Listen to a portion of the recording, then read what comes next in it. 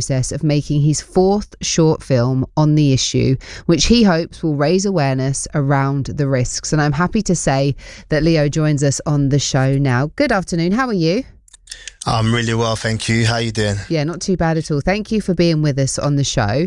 I explained a little bit there, but can you shed a little bit more light on what county lines are and some of the risks involved?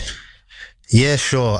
So really, in essence, county lines is where young people, children and young people are groomed, so they're convinced to move from an area they live predominantly to an area they don't know, which could be a coastal town or just an area where there are a lot of drug addicts are living, and this child or this young person is told to deal drugs in that particular area. And at times you will hear that young people go missing, and that's quite a regular occurrence that we're seeing nowadays. And you know, it's not every young person, but there are a lot of young people that are vulnerable to being groomed and exploited into this area of drugs, county lines and gangs. And when you have that combination, there's a lot of violence that can also take place and a lot of vulnerable things that can happen to young people.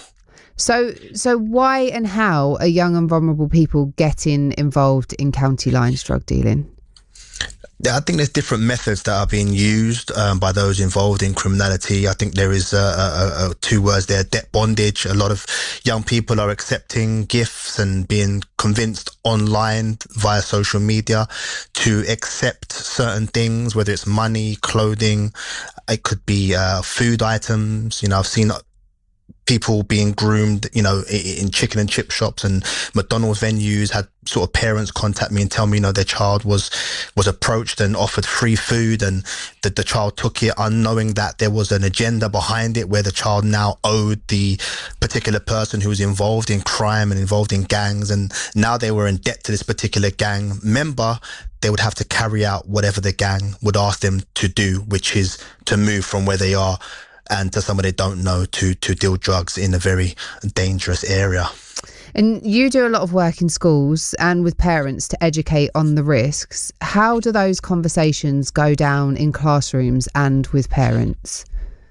Yeah, I think it's, you know, I'm grateful for the position that I've been in to kind of educate on these particular subjects, and been doing it since 2018, and the parents have been very grateful, because there's a lot of parents in our community that don't necessarily know what county lines is, because it's quite multifaceted, the different dimensions to it. But once they're educated, they can kind of look out for the signs in their own homes. They can look out for whether a child looks, you know, disheveled, or whether they're getting, you know, have two mobile phones, or, you know, they are maybe smelling of drugs, or have things hidden in their room. You know, these different things can sometimes just alert the parent to something else.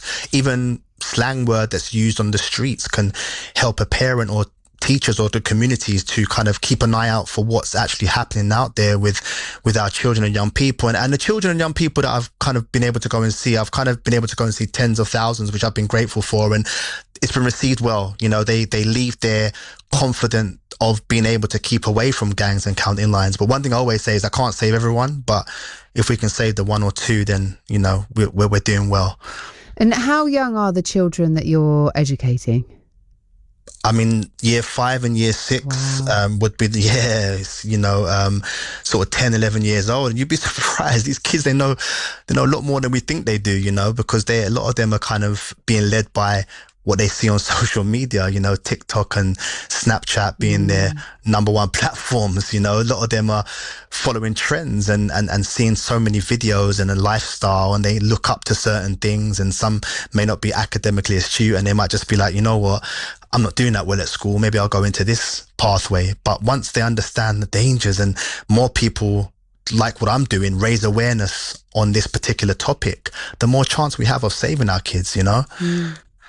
And what made you get into this? Because I mentioned at the start that you were a teacher, and was this something you were seeing in your job?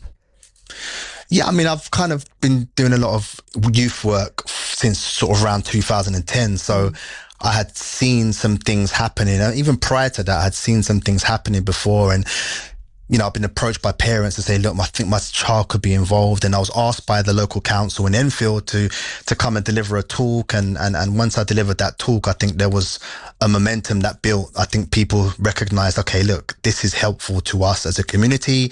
Can we get him into some schools? Can we put some funding behind his work? And yeah, that's kind of how it all started. And then it kind of just I became more passionate about it. So started to do research as well about the topic and speak to other people who are in the field. And you've got some amazing people out there doing great work. You got people with lived experiences who have been through it themselves, and they're the ones to draw upon as well, like a friend of mine, Sabrina Hewitt and Sosa, and these guys are doing some fantastic work. And I always like to name drop because I think it's worth it, because the more people doing this, the more chance we give to our children. And also, I suppose sometimes it's hard to get through to children as well, because they think they know better. I know when I was a child, you don't want to be told what to do by an adult. Adults aren't cool. They don't really know what's going on.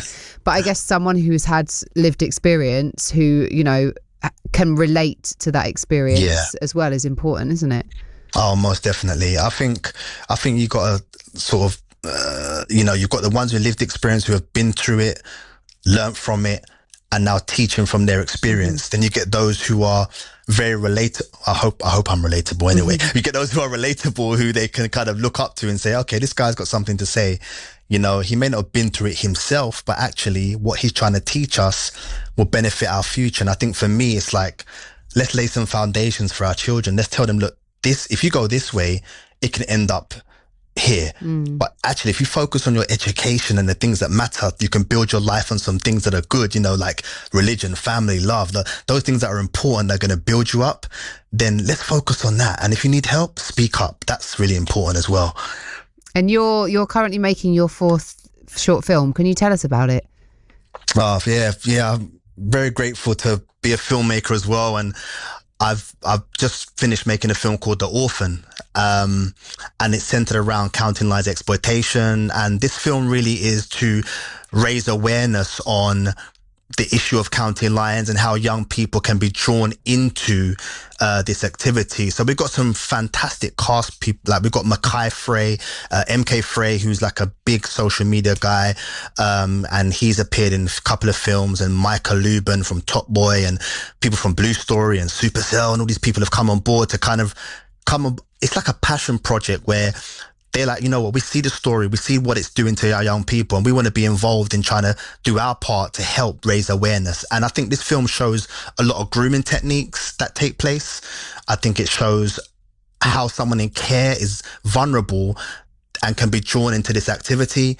I think it shows belonging. It shows someone that wants to feel loved and belonged, and how they might draw on someone who's older to kind of get that from, or the streets, and, recognition. And it's just, there's a lot in there that can be used as an educational tool as well to really help in schools, communities, youth organizations, faith establishments, and across many, many different sectors. So I just really want this film to be used as something that can teach our young people what to look out for, And have you found that with the films you've made previously? Because I guess young people can, there might be actors in there that they look up to and that they like, so they want to go and watch them and see them doing something different. But B, there is also that important message once they go there and watch that film. Yeah, thank you for that as well. 'Cause I think it's important, because I don't want to just make films for the sake of making films where people start killing each other and there's no point or no message. It doesn't make any sense. You've got millions of kids that are watching YouTube. So let me make something that's going to make them stand up and think. And these people that want to get involved in this film, they can see there's a message behind it. A lot of people that I approach, actors, they say, yeah, we can see the messages behind it. We're behind that message, and, we want to support you in giving that message to our young people. So yeah, there's definitely, in the last films that I've done, there's messages there about different pathways you take and where you can end up, how bad choices can bring bad consequences. But actually, if you make the right choices at the right time, it can bring a better outcome for your life. So those are really kind of my films and what I like to portray in my films. And this film, I'm hoping, can be something that can really have an impact impact not just London but nationally, and I'm really hoping and praying that it does well, you know. And if you're in South London, we've got some posters up in South London at the moment in Brixton. So yeah, if you see anything that says The Orphan, that's the film coming out soon. Incredible stuff. I'm in South East London, so but you know, sometimes I'm in South, so I'll keep my eyes peeled. Please do. So when is the film out?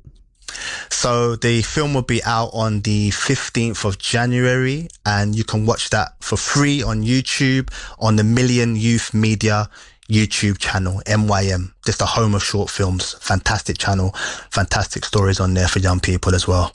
And what's next for you? What are you working on next, Leo? Because it sounds like you're someone who doesn't sit still for long. Yeah, my family probably testified to that as well.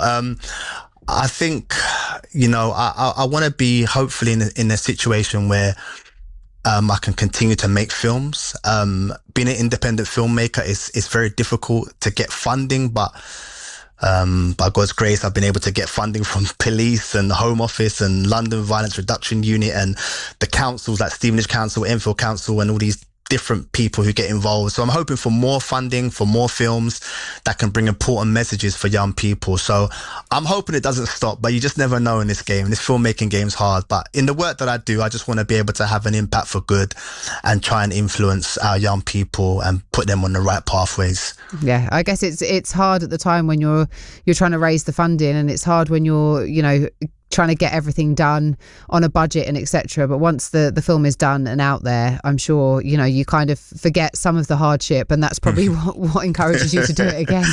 Yeah, it does, because someone was saying to me the other day, they were like, Leo, this is like, you've done like a film a year. And I was like, really? It didn't feel like that. And my last film, I was like, oh man, am I going to make another one? And yeah, like you say, like once you kind of do it and it's out there, you're like, okay, great. And then the year goes by, you're like, okay, I want to do another one now. Yeah. Where do I start? What's the topic? And so yeah, there has to be a topic, there has to be a message. I don't want to make a film for the sake of it. And I'm hoping that continues, you know. I really like to maybe do a feature film one day, you know, that is, who knows, could get onto a Netflix or a BBC or Channel 4. That's I guess that's the dream, you know. That would be really nice. You've got to put it out there. That's the way to do it, isn't it? You've got to put it out there. Most definitely. Before you go, if there are any parents or young people listening to this and they're feeling as though they might know somebody who's caught up in county lines, what should they do? Speak up. There are organisations that are supporting young people. Catch 22. There are an organisation called Missing Persons. You know, missing people. They can help, give advice on the phone. I believe the number is 116, but don't quote me on that. I think it's best to kind of just talk to. If you've got a child and you think that they're involved in something, speak to the school.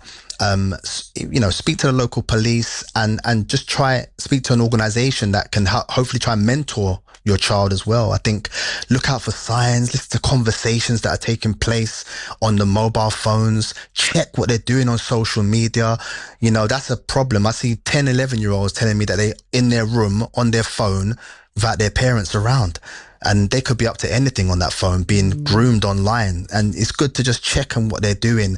When they get to 15, 16, it's a lot harder to do that, but still be a parent, check in and spend time with your kids so you know what they're doing. You know, that's a good thing. I always say that I'm a parent. So, you know, try and spend time with your children so you know what they're up to, who they're hanging around with, where they're going, most importantly, and just really just kind of let the right people know. Find out organizations in your community that are supporting families and young people. There's organizations that support fathers as well, like Father to Father, and you know, there's all these different organizations that are supporting families and will give support and help. So don't suffer in silence. Speak up, get your child the help they need, and remember, they're just a child, and they don't necessarily know what they're doing as well. So just be supportive as parents and just try and lead them in the right way best you can. Thank you for that. I think that's a great answer. And like you said, I think sometimes the first step is to go and get some help and get some support. And then I think some of that kind of stress and worry can ease because you feel like you are supported. And just finally, for people who are listening who want to find out more about your work and obviously stay up to date with the release of the film, etc., where do they need to go?